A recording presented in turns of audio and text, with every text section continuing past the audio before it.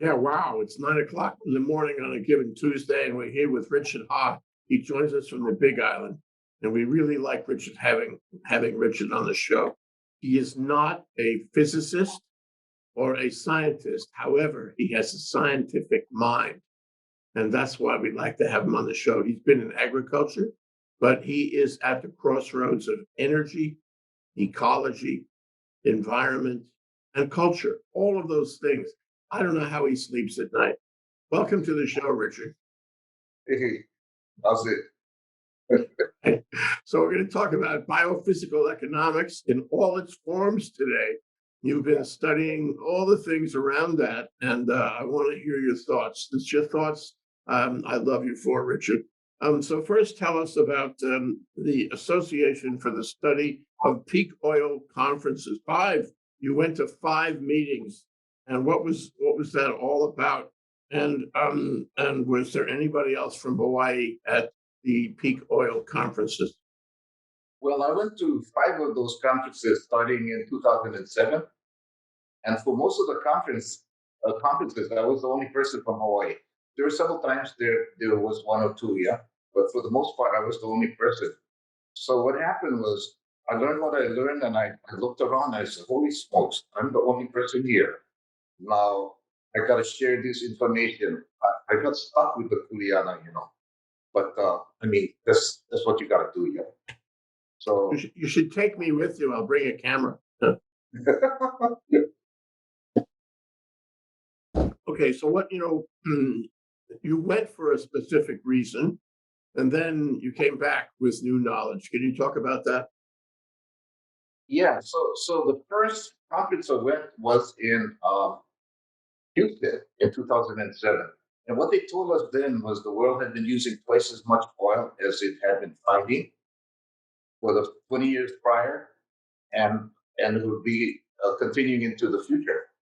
And that got my attention immediately because I mean, it doesn't take a genius to figure that out. So that's what was in my mind from there, and I stayed with it the whole time, all the way to now. Just pay attention to the subject here.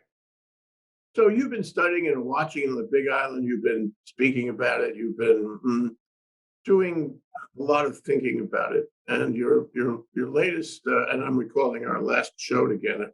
Your latest passion, if you will, is geothermal. Can you talk about where geothermal fits in all of this? Oh yeah, geothermal. The big deal is that only 1% of the world has this resource, and we're so lucky to have it on our island. So much so that we don't even see it. But it's really really important because we'll be over the hotspot for 500,000 to a million years, and the cost of that heat will not rise. On the other hand, fossil fuels are finite resources, and their price is going to go up. Mhm. So all we got to do is wait, and we'll have the competitive advantage. But things are moving so fast nowadays that we gotta move fast as well. So, what do you say to the people who say geothermal is a violation of the land, a violation of Pele, a violation of Hawaiian culture? What do you say to them when they oppose the use of geothermal and the expansion of geothermal? Well, up until a month ago, I spent most of my time looking at what I just described. But a month ago, I started to pay attention to uh, the Kumulipo and what Antipo Kaniele was teaching. And so I watched several videos, and it became so interesting to me that the basics of Hawaiian history for 1,000 years was that of physical science and ecology. That's what the Hawaiian economy was made up of. And so we didn't have oil yet, so there was no complication not running out of oil. So when I looked at that and I compared it to what I was learning about, those two fit perfectly because the biophysical science economy people were looking at an economic system that was physical science and ecology. So the Hawaiian system and what they're looking for exactly matches up. So there's no need to feel uh, uh, like we're violating Kelly because we are using the resources that's available to us, and we're actually tremendously lucky to have it. Yeah, it's a kind of balance, kind of harmony. It's a harmony, isn't it? It is. We're at one with nature. It absolutely is. And part of the Kumulipo, as I was looking at it, it doesn't place man in a position that man is the god. Man is essentially just one of the living things, and so man needs to fit into the environment rather than the other way around, where we just use that environment and use it up. Yeah. Short story, Richard. A few years ago, my wife and I went to Iceland. In Iceland, it gets very cold. Iceland also has an enormous amount of geothermal. Yes. And in front of the buildings, there's always a little box, little steel box, not very big, size of a VW maybe. And this box takes geothermal, is a drill down there, and it brings it up, and it heats the water for the building. Every building has a little box using geothermal. And when you think about the effort, the expense, and the fossil fuel that would be involved in heating the building by conventional means, you say, what a great idea they are at one with their environment. And from a philosophical point of view, their environment is at one with them. And this is how they use the geothermal in Reykjavik, Iceland. So I think there's a parallel. There's a parallel between those two stories. But let me ask you about biophysical economics. We need a definition of this, and our job today is to connect it with Hawaii, connect it with Hawaiian culture, connect it with what we know about energy and the environment and the ecology of Hawaii. What is biophysical economics? That's a yeah, like I mentioned, they the people there looked at for example, you take the kolea bird. The kolea bird just left Hawaii last week, and they're going 3,000 miles nonstop, and all they're using for energy is their food all the way. And then when it gets cold, it flies back here. Now that's what we're trying to do. The biophysical economics. Uh, uh, they're trying to see how we match up our energy with our needs without overusing it at the expense of the environment and stuff like that. But it's very complex, yeah, because it's hard to measure. So what comes into this for me when I look around, you know what? There's a whole lot of common sense involved in this. So I can't define it better because to try to the heart of this discussion has to do with energy return on investment. Mm-hmm. So, and the assumption is that everything works on energy. So energy return on investment, for example, in the 1930s, the energy in 1 barrel of oil could get you 100 barrels. Today it's about like 15. Uh, 1 barrel gets you 15. So it's been declining steadily. But we know it's a finite resource, so it's just going to keep on declining. Um, but the consequence of this is the net energy that results from you going down and trying to get that energy is what society gets to use. So the smaller the ratio is, like 15 to 1, 5 to 1, pretty soon, there's no return for going down to go after the energy. But before that happens, we better figure out a way so we can manage, and we don't have that much time uh, left, to make those plans. So we're really talking about the economics of fuel, of energy. When we talk about biophysical economics, Yeah. And that's very interesting because at the end of the day, and I agree with you, I recently saw a documentary, it's an anthropological documentary about what made humanity successful on the planet originally. Well, it was fire, and fire was energy. And now you look around at our cities, at our industry, it's all driven by, the modern day equivalent of fire, which is electricity taken from fire. And we have to be more sophisticated about that if we're going forward, because fire, takes a toll on the planet, and then that converts to energy, to economics, because it's a matter of what kind of effort you have to put in, what kind of effort do you get out, and you can say money, but it's effort, and money is a product of effort. So this is very interesting. So what have you been studying in biophysical economics? I know there are a lot of organizations out there. There's nonprofits who study it and talk about it and have conferences. What are your connections, your contacts with it? Well, one of the things that's really popular is what is called the circular economy. Yeah. Hmm. So that the circular economy takes the environment into consideration. However, it does not really measure the energy aspect of it, which is the most important. So biophysical economics moved away from the circular economy to this model that they have, um, and that's where. So I've been studying this for a long time. It's a real complex subject, but my inclination is common sense. This is nothing more than common sense. So you don't really have to be a scientist, but if you buy into the idea that it's all about energy, then you got to take a step back and say, okay, where do we want to be in 10 years, 20 years, 50 years? Um, and it has to do with what kind of energy you have. If you don't have fossil fuel, what is the next best? Well, we happen to have geothermal, so it's a no-brainer, yeah. Yeah. And uh, one thing before I forget, and that is we haven't been doing a good job of preparing ourselves for the future with geothermal.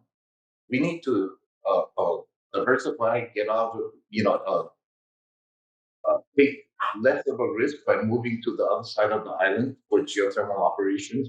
And we also got to consider that if we put more of different types of energy online, we'll have less room to bring geothermal online. But geothermal can set us up for the future being hydrogen. So it's not that complex. Oh, your point about moving to the other side of the island and all that is, to me, it's very interesting. Because I was going to ask you, what do you say to the people who say that in Puna, in the rift zone there's a certain risk in relying on geothermal, because we can have other seismic events there that can create eruptions and disturb our supply of hydrogen. I'm sorry, of geothermal, to the point where Puna geothermal venture doesn't work anymore. And then if we're relying on it, then we lose our source. What do you say to those people? And how does it fit to say, well, maybe we should have other facilities for geothermal in other locations?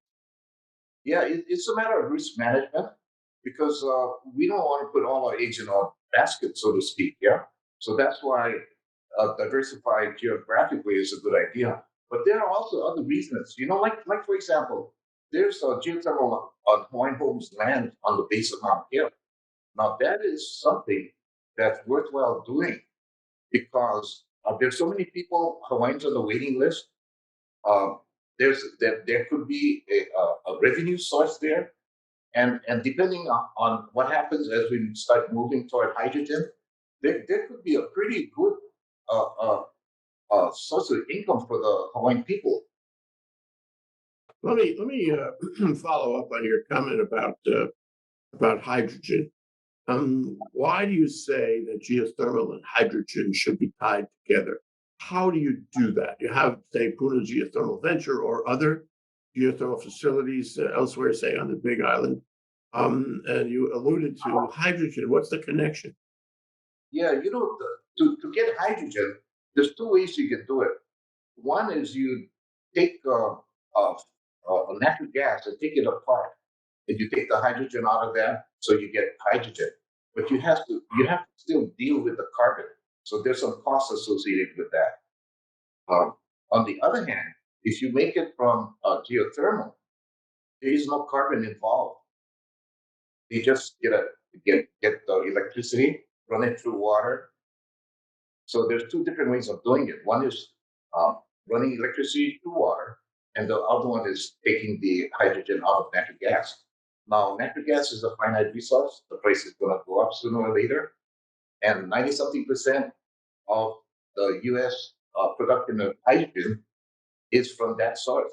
So all we got to do is wait, prepare ourselves, get in early, watch what's going on, and position ourselves accordingly.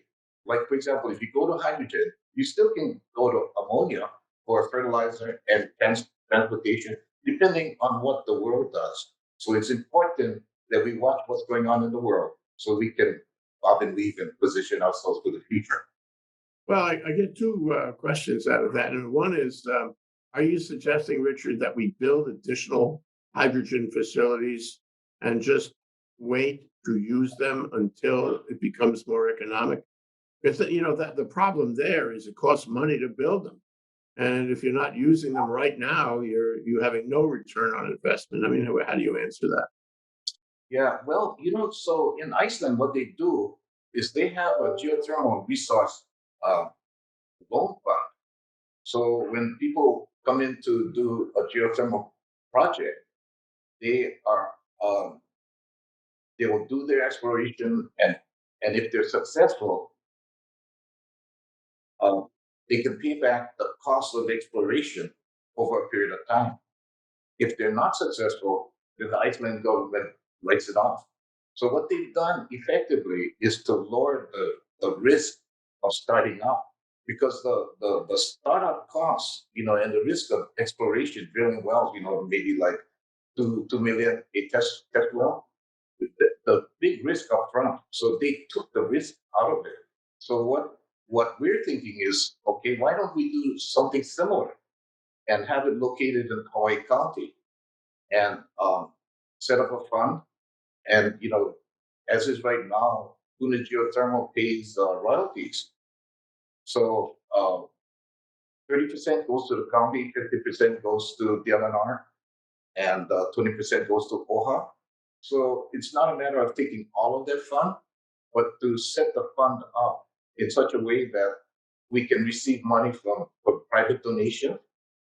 We can receive money from grants, that kind of thing. So essentially, what we're saying is that we can start to do this without much cost.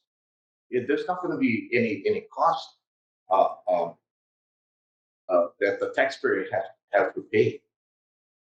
Yeah, well, that's a really interesting idea and completely appropriate for a dispatchable power source like geothermal. Um, but the other idea that comes to mind from your discussion is the notion of storing hydrogen, storing it in tanks or whatever. Can you describe how that would work? Um, in other words, what kind of tanks? Where do the tanks sit until they're needed? It's another dispatchable source, isn't it? You don't have to use it right now, but you can use it whenever you want, whatever day or week you want, and it can be transferred, between the islands, among the islands, and you can save it, you can use it, you can, I suppose, you can save it for a long time. How do you see that in an optimal arrangement? What's going on right now is people are building electrolyzers, larger ones and smaller ones. And what electrolyzers do is, all you got to do is put in electricity and get water, and anybody can make hydrogen. So what we did, a year ago, January, was we applied, Sustainable Energy Hawaii. We applied to the PUC to become a participant in the power purchase agreement, that was going on with Helco and PGV. And in with during the application, they asked several questions. One of the questions was, why do you have to apply if there's someone or some entity, and they were talking about the consumer advocate. Why would you apply if the consumer advocate can take care of your issues? And our answer was, the what we're talking about is biophysical economics, and they have not addressed it from that standpoint, and that's why we entered the docket. And by the way, we suggested that it might be a good idea because we know, at least from what we know, that if the electricity can be 10 cents a kilowatt hour at the nozzle when you're filling up a hydrogen vehicle, that's equal to gasoline. So you can backtrack that, engineers and scientists can figure that out. But 10 cents at the nozzle would give you equivalent. So that's what we suggest to Helco, PGV. And Helco started, HECO started doing that. So we're kind of in the middle of working that through. So that's really unusual, So let's assume they have a 10 cents a kilowatt hour at the nozzle. And all you got to do is hook your electricity up to the electrolyzer. You know what that means? It means that every house that is connected to the electric lines can have electrolyzers. We don't have the small ones yet, but as time goes on, I'm noticing different people having looking at different ways of making this work. But what the point of the matter is if fossil fuels start to decline pretty severely, we can get our people in Hawaii as safe as we possibly can as far as energy is concerned. Well, let me pursue the thing you mentioned earlier about the wells, because it occurs to me that the state government really hasn't made any contribution to the cost of drilling wells. In fact, I don't think there's ever been state support, where the state spends money on the development of Puna geothermal venture. Likewise, I don't believe that the cost of an electrolyzer is supported by the state. In other words, yes, there is a tax credit for solar installations, battery installations that go with solar, but I don't think there's any tax credit for an electrolyzer or the kind of facility, electrolyzer facility, either small or large, that you've been talking about. Am I right? What do you think the state should do? Oh yeah, we start off with the Hawaii Groundwater and Geothermal Resource Center at UH Manoa. When I was over there, and we were discussing this situation, it became apparent to me that they don't really have much support at all. And what can be more important to our existence than keeping track of the groundwater and geothermal? So we really need to support them. Um, but yeah, that's and the other thing is this: who the geothermal pays the royalty? The royalty doesn't come back to encourage more geothermal right now. So we got to get it's, and I think it's because people feel like it's a very sensitive issue culturally, um, and maybe that's the reason. But when we're looking at this and trying to anticipate where we need to position our future generations 100 years from now, we really got to get going now. Yeah, and I'm thinking of the university SOEST organization, the School of Ocean Earth Science Technology, and I'm thinking of Don Thomas, who did Yeah. a lot of, you must know him, who did a lot of research on geothermal and water, for that matter, on the Big Island.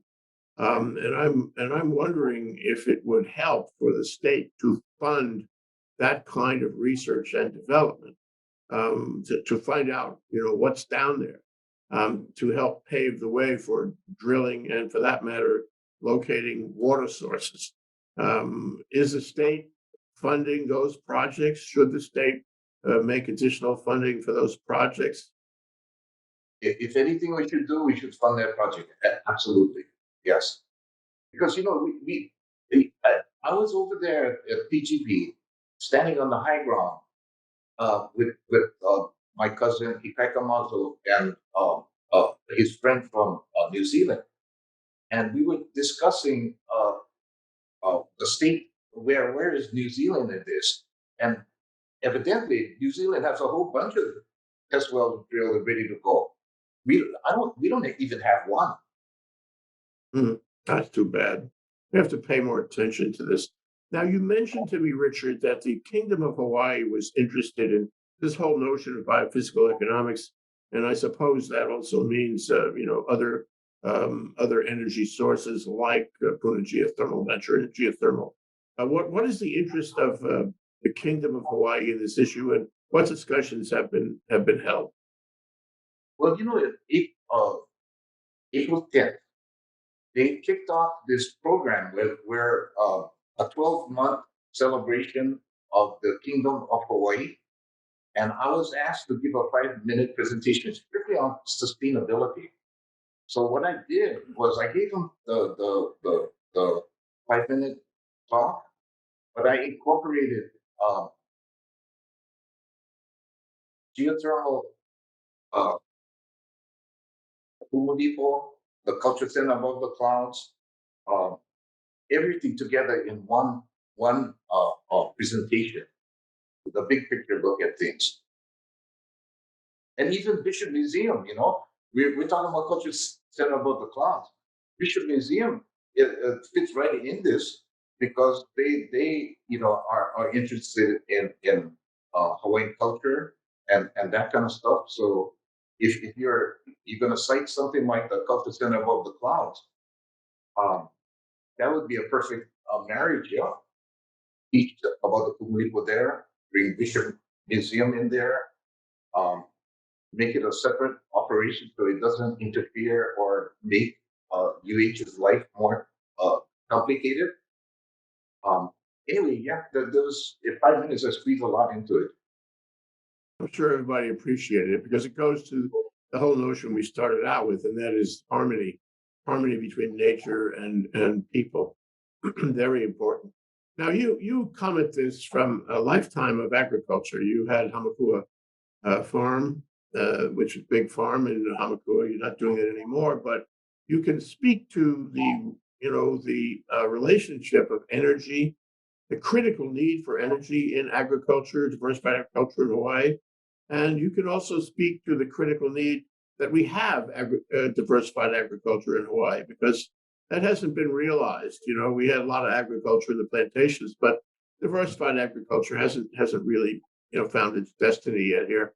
And I wonder if you could speak briefly about that, about the connection between biophysical economics and geothermal, for that matter, other sources of energy, and agriculture, and thus agriculture and the community for sustainability, especially in the event of catastrophe. Yeah, as I watch, I've been in farming for 45 years or so, and commercial farming. So um, so I kind of know how the pluses and minuses work. Um, and it's tougher to be a farmer today than it's ever been that I can see. And yet, we don't, we realize that we just uh, in the middle of this pandemic, and it's woken us up to how things can change. But you know what? We still don't appreciate the fact that if something goes wrong, the boat will come. What we gonna eat? So when I look at it as a farmer, I relate it to energy costs. And so, it'll take a while, but the way I see it, if the more geothermal we can bring on board, the better our costs will be, our electric costs, and the better, more competitive our farmers can become. Because there's no magic bullet here, yeah. We just got to use the resources we have. And farmers, one thing farmers have is common sense. And this is what this whole thing is about. It's not that complex. We just got to look at it and say, okay, what have we got? What have we got to do? Okay, like take food, for example, food security. So on the one hand, Hawaiians used to do what they did, for 1,000 years. So that's all good, but that's not going to feed all of our people. So we need a combination. And in modern day farming, even if you follow the old processes like LOE and stuff like that, you still use electricity. So it's really important that we get cheap, affordable electricity. And the consequence is if we don't do this, we're going to end up fighting with each other. The people in our state will end up fighting with each other. We cannot afford to have that. We all got to be helping each other. Richard Ha, an environmentalist, an energy guru, and a philosopher. Thank you so much for joining us today. We always really love to have these conversations with you, Richard, and we'll do it again soon. Thank you so much. Okay, sure. Good to talk to you. The same. Aloha. Aloha.